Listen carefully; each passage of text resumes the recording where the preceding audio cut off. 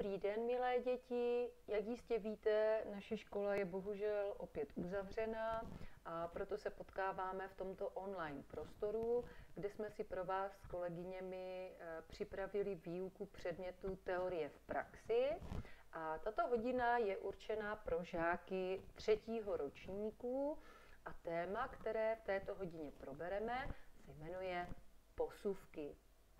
Mnoho z vás se už s posuvkami setkalo při hře v klavíru nebo na jiný hudební nástroj a jsou to dva takové symboly, křížky a péčka. Posuvky jsou v hudbě hodně důležité, protože díky nim se posunují noty směrem nahoru a dolů a potom ta melodie je zajímavější, za prvé, a za druhé díky křížkům a béčkám rozpoznáváme druhy stupnic. Takže je potřeba se křížky a béčka správně naučit a k tomu vám pomůžu v tomto online videu. Tak, první z nich se jmenuje křížek. Jsou to takové 4 nožičky překřížené a křížek nám zvyšuje notu o půl tónu směrem nahoru. A kromě toho, že nám zvyšuje notu, tak nám i změní název té noty a k té notičce musíme přidat koncovku is. Takže když se podíváme tady na příklad, máme tady notičky a vždycky tady máte notu bez křížku a notu s křížkem. Všimněte si, že tady je nota C1 a když jsem k ní přidala ten křížek, tak se s ní stala nota cis. Změnil se její název a změnila se i trochu zvukově, kdy vlastně ta notička je zvukově o půl tónu vyšší. Ukážu názorně. C, cis. Tak, tady zase mám notu D1 a s křížkem se mi ten název změnil na dis. Tady je například nota A1 a s křížkem se bude jmenovat ice. A nota C2 a s křížkem cis2. Všimněte si, děti, jedné důležité věci, že je potřeba dávat pozor, jakým způsobem ty křížky zapisujeme. Ten křížek vždycky musí být tam, kde leží ta daná nota. Pokud je nota C1 na pomocné lince, tak ten křížek musí být těsně u té pomocné linky a tady ty dva trámečky musí jak kdyby svírat tu pomocnou linku, aby bylo jasné, že ten křížek patří k té notě. Kdybychom ho zakreslili třeba někde tady nahoru nebo tady a ležela tam nota C, tak vlastně se nám s tím vůbec nic nestane, nebude to nota cis. Ten křížek vždy musí být před tou danou notou. Tady si všimněte, že u noty D1 zase ten křížek už je zavěšený pod tou první linkou, jako by ležel v mezeře. Krásně to vidíme i tady na té notě A1, ice, kdy ten křížek leží krásně v té mezeře. Jo? Tak, takže ještě naposledy připomínám, že křížek nám zvyšuje notu o půl tónu a k tomu nám přibývá přípona is a mění se název noty podle toho, u které ten křížek leží. Tak, a křížky mají svůj systém. Zapisují se do řady, je jich 7, a podle toho, na které lince a v jaké mezeře leží, se odvozuje i jejich název. Ta řada dětí je daná a tu se musíme naučit jako básničku. Je to prostě daný systém, nic s tím nevymyslíme. Bohužel žádná nápověda k tomu neexistuje, ale máme tady takovou pomůcku, básničku, takže zkusíme si ji společně přečíst. Fis, cis, gis, dis, ice, ace, his. Do výšek se rozletíš. S křížkem vzhůru o půl tónu dostaneš se výš a výš. Všimněte si, že v té básničce se mluví o tom, že pták vyletí někam do výšek, tak je to schválně, protože i křížek zvyšuje notu směrem nahoru o půl tónu. Tak, tady ta řada, jak už jsem zmínila, je pevně daná, musíme se ji naučit přesně, jak jdou ty křížky za sebou, nikdy nemůžou jít jiným způsobem na přeskáčku, takhle je to prostě dáno. A ten křížek se vždycky jmenuje podle toho, na které lince leží, v podstatě jaká nota na té lince leží. Všimněte si, že tady ten první křížek fis leží na 5. lince, kde obvykle leží nota F2. Proto křížek dostal název fis. Tady ve 3. mezeře leží nota C2. Proto i křížek se jmenuje cis. Nad poslední linkou, nad poslední 5. linkou leží nota G2. Křížek se proto jmenuje gis. Na 4. lince leží nota D2, křížek se jmenuje dis. Ve 2. mezeře leží notička A1 a křížek se jmenuje ice. Ve 4. mezeře leží nota E2, proto křížek dostal jméno ace. A na 3. lince leží nota H1 a proto křížek se bude jmenovat his. Když se nebudete vědět rady, jak se daný křížek jmenuje nebo kam přesně patří, můžete si to jednoduše spočítat, tak jako když jsme počítali notičky. Víme, že noty se střídají vždy pravidelně linka, mezera, linka, mezera. Takže když si představím, že tady mám notičku C1 a nevím, jak se tento křížek jmenuje, tak si to jednoduše spočítám. C, D, E, F, G, A, H, C, D, E, F. A jsem na poslední lince, na které leží nota F2 a budu vědět, že křížek se jmenuje fis. Tak, a tady jsem vám připravila takový malý úkol, kdy máte přivázat sovičky, které mají vždycky tady v tom bříšku název, ke správnému křížku.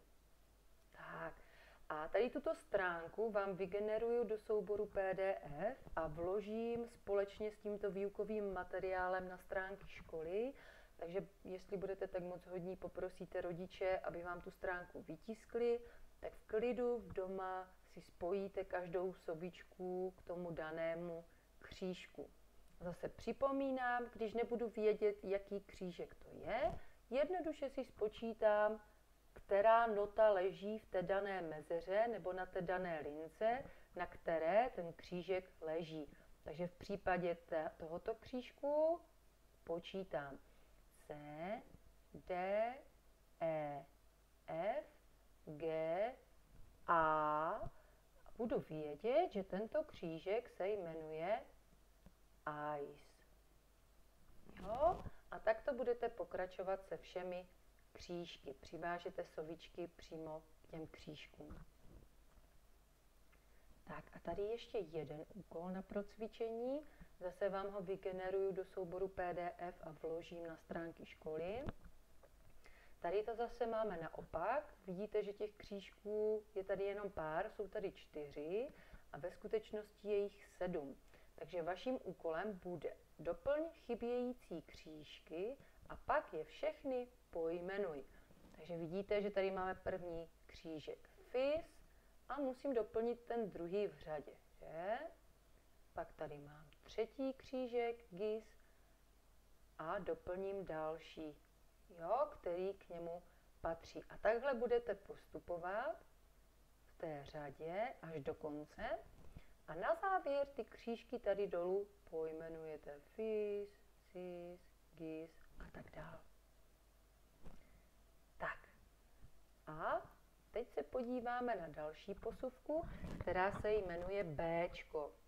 A Bčko, na rozdíl od křížků, zase snižuje notu o půl tónu. Tlačí směrem dolů.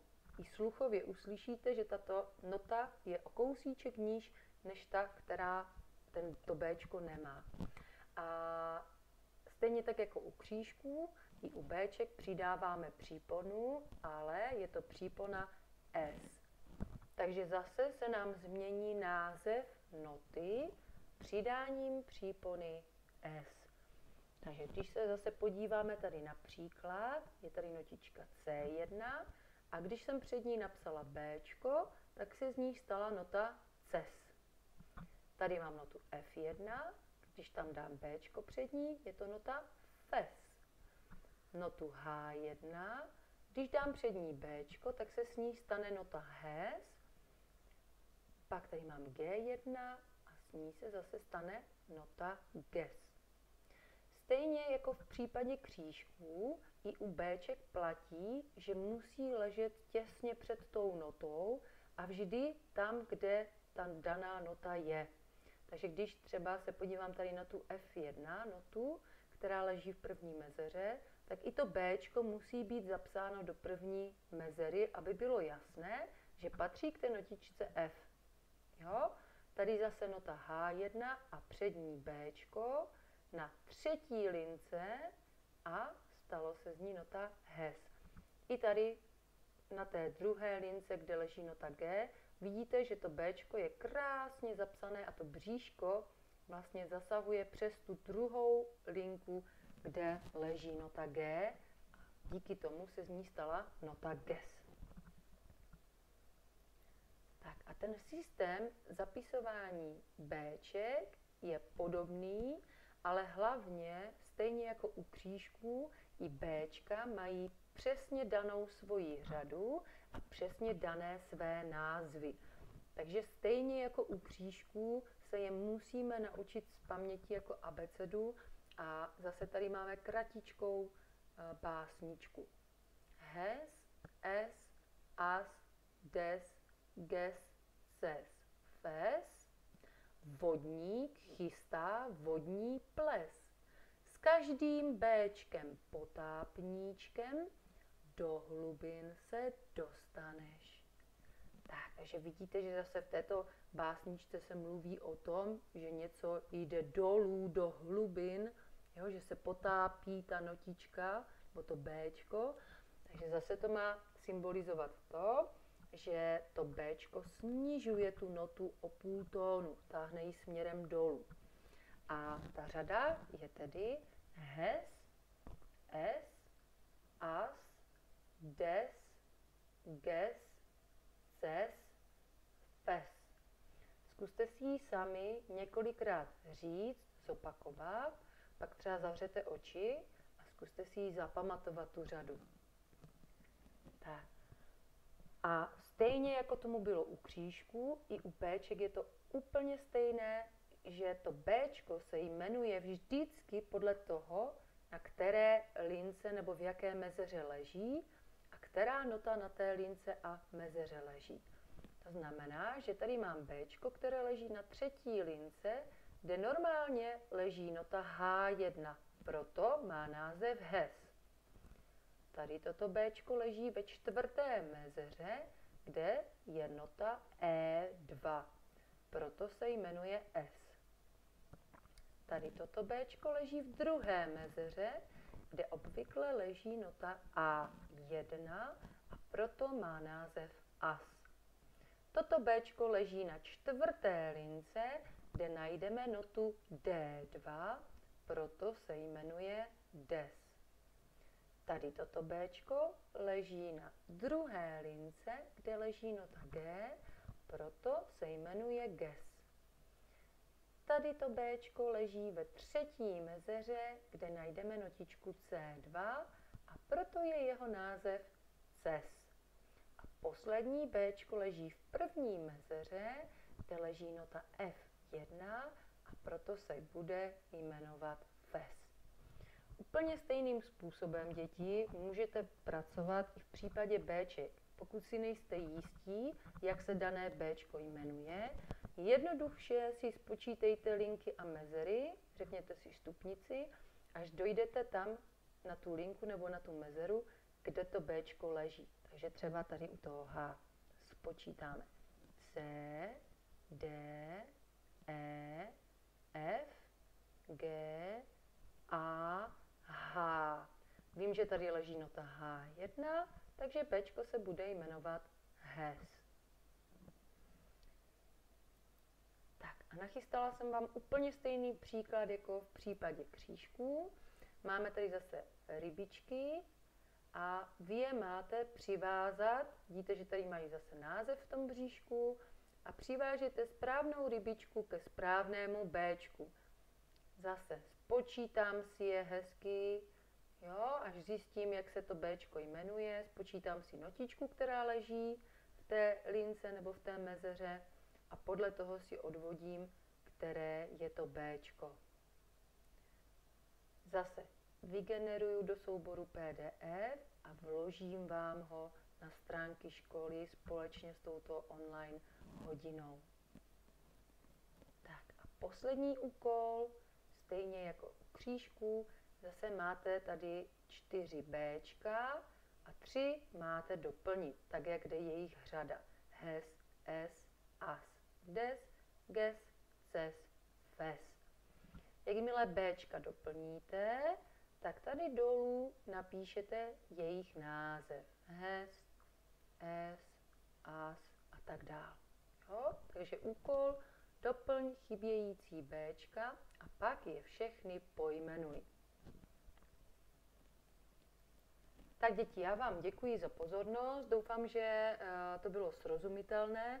Nicméně, pokud byste měli jakékoliv dotazy k tomuto tématu, budu k dispozici na online konferenci nebo online hodině, výuce, která bude probíhat v rámci vaší výuky v úterý v čase 15:10 až 15:55.